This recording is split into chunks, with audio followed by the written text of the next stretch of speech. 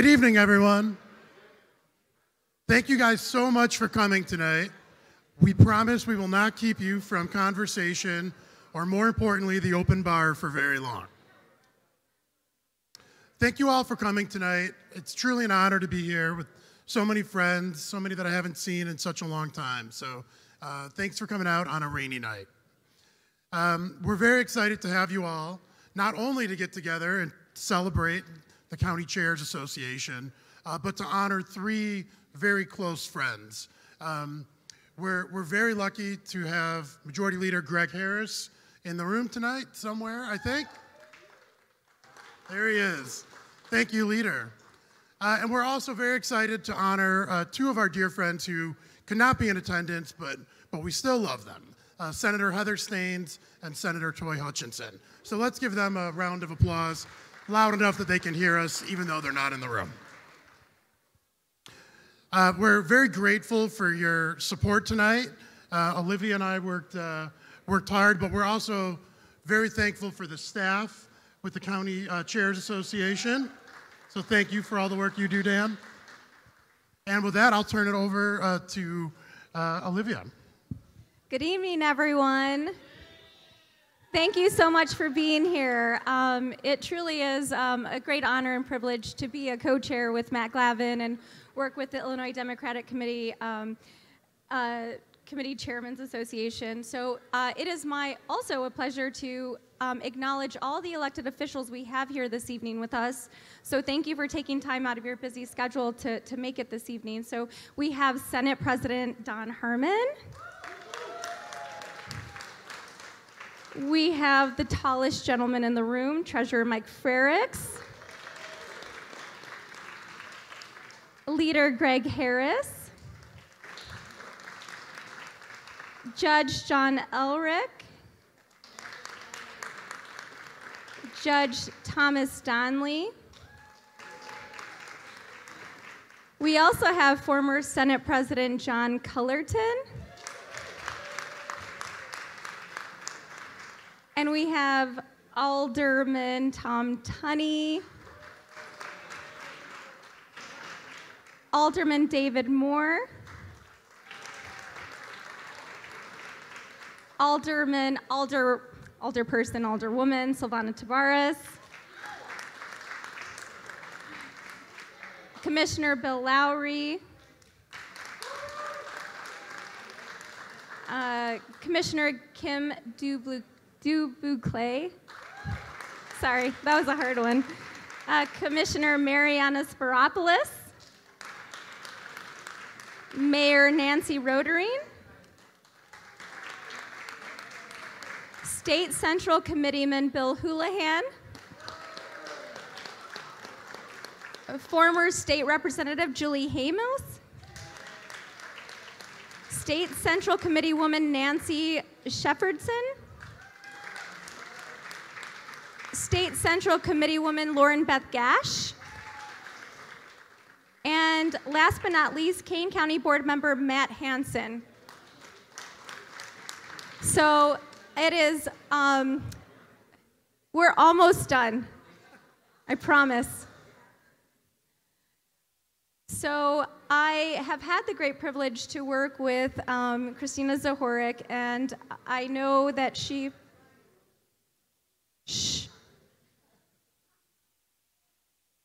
And I know that there are not enough words to describe the hard work that she does for our party across the state, and the amount of time that she puts in to ensure that we are electing Democrats up and down the ballot. So Christina Zahorik, thank you so much for putting this event. Thank you for all the hard work that you do. And you are our fearless leader. So thank you so much. Thank you, Matt and Olivia. Thank you for hosting us tonight. This is the little event that can. I feel that at every turn, something was kind of coming up against us. So I just want to say thank you to each and every one of you for taking the time out today to support us here at the IDCCA. Thank you so much. It means a lot. And I wanted to mention about why we chose the three that we did.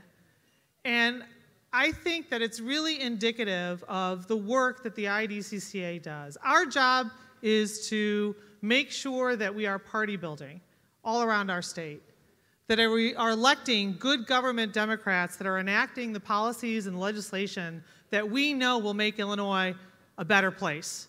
And I think the three folks that we're honoring tonight represent just that mission. And it's unfortunate that Toy isn't able to be with us tonight. She was unfortunately stuck in California. And yes, many of you know my husband's a pilot, and no, it was not his fault. And Heather, unfortunately, couldn't be with us either. She sent me a text this afternoon indicating that she had been, unfortunately, exposed possibly to COVID. And so didn't want to take any risk with anyone here in the room. So just know that they are with us in spirit, and we wish them well, and we hope Toy is able to make it back to Illinois and all in good time. And I also wanted to mention that we keep hearing how this next election cycle is going to be really challenging. And I don't know about you, but having to shovel snow in April, that's challenging, right? And yet we do it.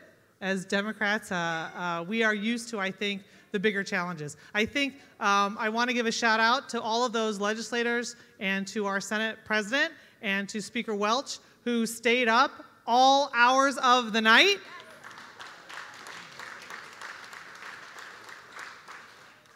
Doing the people's business and working collaboratively with each other in order to get that business done.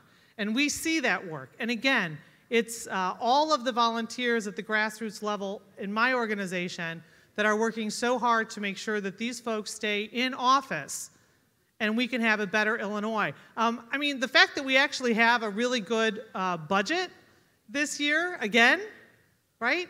I mean, I don't know about you, but I remember a few years ago when Reckitt Rauner was in office and couldn't seem to do his job or get it done, and how that wreaked havoc on our state.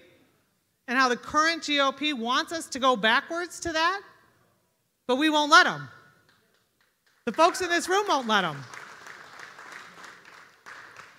We know what their messaging is. It's do nothing and say no, right? And that's not who we are as Democrats. So again, I wanted to thank Senator Harman for being here tonight, especially because I know he's been very busy doing the people's work. So thank you for that.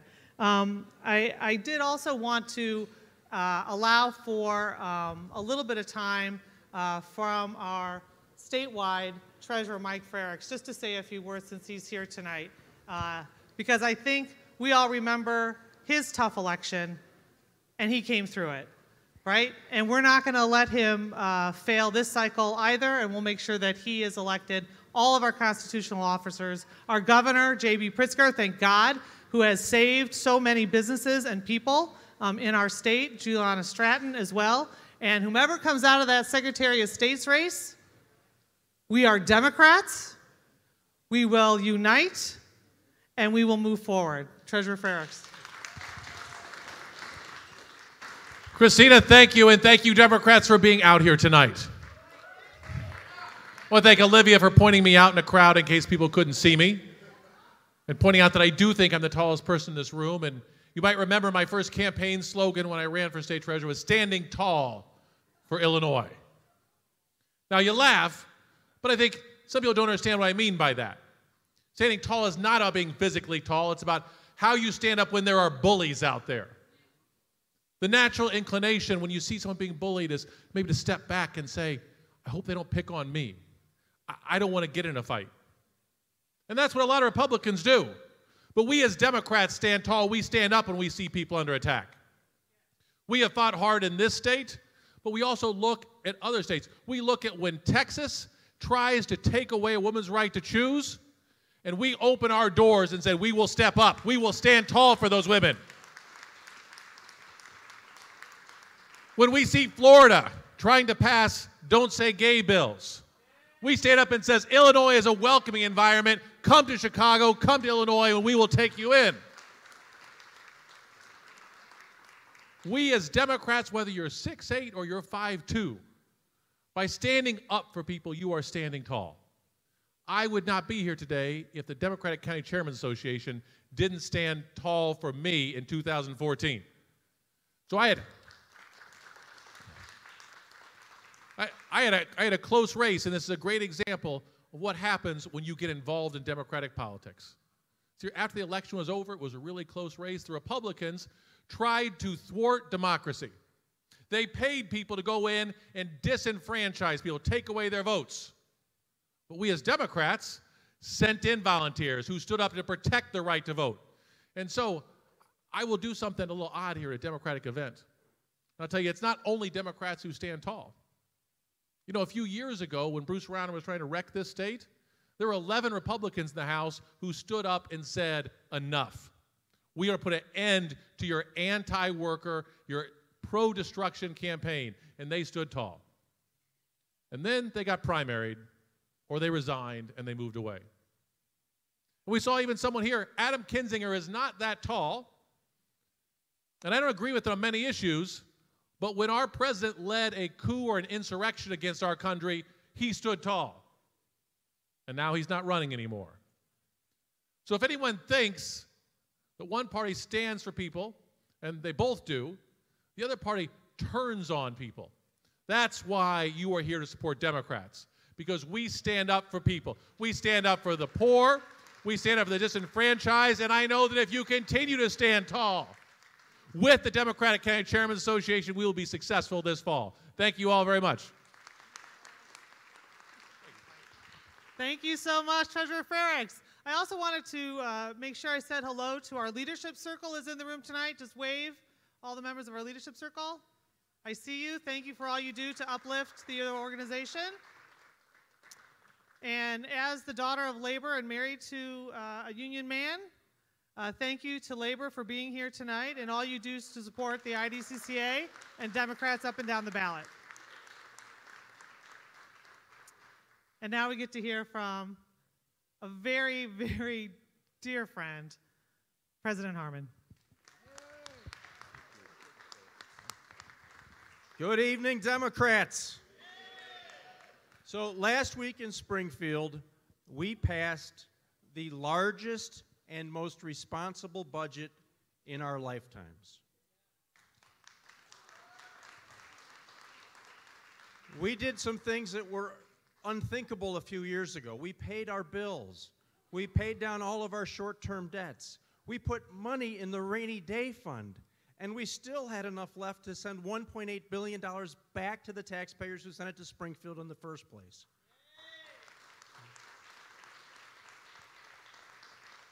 So why do I start there? Because our three honorees today actually deserve an awful lot of credit. And let me start with the two that we're honoring in absentia, the members of the Senate Alumni Club that Senator Frerichs and Senator Cullerton are also proud members of. But Heather Staines and Toy Hutchinson labored in the vineyard for a long, long time. Heather was our Senate Appropriation Chair. She led the charge for responsible budgeting, for living within our means, for putting our money in the right places to achieve the objectives that we as Democrats knew to be important. And Toy Hutchinson, as the chair of our Revenue Committee, led the fight for fair taxation, for making sure that we were raising money from taxpayers in a responsible way. This was the bedrock for what we were able to do now. I will tell you, it's a lot easier, but hard in different ways to pass a budget when you have money than when you don't. But I am grateful for their work. And I would also call out the two of them worked hand in hand to make cannabis legal in Illinois, but more importantly, an equitable industry so that all could participate. These are the things Democrats do to build the party and build our communities.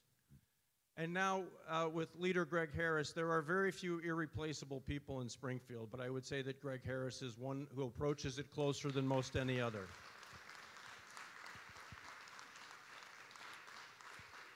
And while Heather and Toy deserve an awful lot of credit for laboring for so long to build the situation in which we could pass this budget, Greg Harris was the lead negotiator in the House.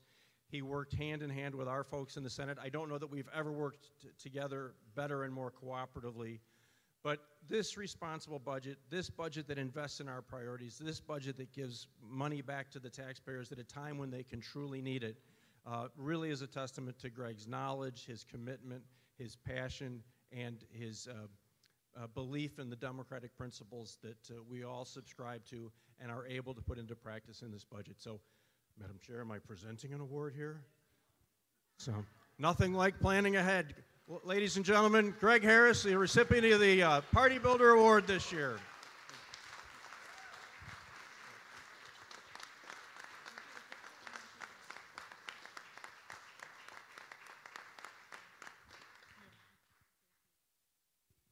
Yeah, you can get a politician to say a few words. It's not a problem. But, what President Harmon talked about, is just so important for us to take back to our communities. And boy, did it irritate the Republicans. Boy, did it irritate the Republicans. People expect Democrats to support a woman's right to choose. People expect Democrats to support their immigrant and refugee neighbors. People expect Democrats to support the LGBT community. People expect Democrats to support the environment. People expect Democrats to add money to health care and make it easier, more accessible, and more affordable. But boy, did it bother the Republicans that after years of using the fact that Illinois is circling the drain financially and things are so bad, it's Democrats that undid the damage they had done. Our bill backlog under a Republican administration was $17 billion. It is now down to 15 days, same as cash. We paid off $3.2 billion in federal borrowing. We put $1 billion into the rainy day fund. We put $500 million more toward our pensions than we were required to.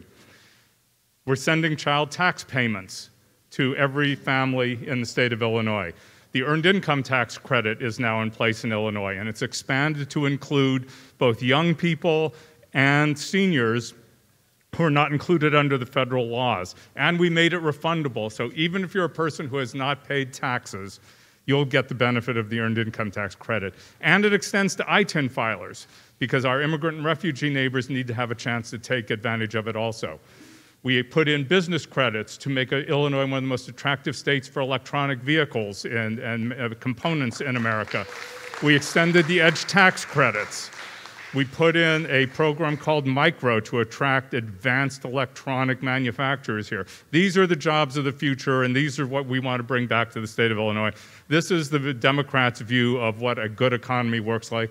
It works for people on the top, it works for people in the middle, but most importantly, it works for people who are struggling. And as we put together this budget, the people who are struggling, the people who are working a couple jobs, the people who are trying to raise their kids, people trying to get them into college or for career and technical education, those are the people we're trying to help. And it was just an honor to be a part of it, to work with Senator L.G. Sims, my counterpart in the Senate, President Harmon, and everyone else who was involved in that. So thank you very much.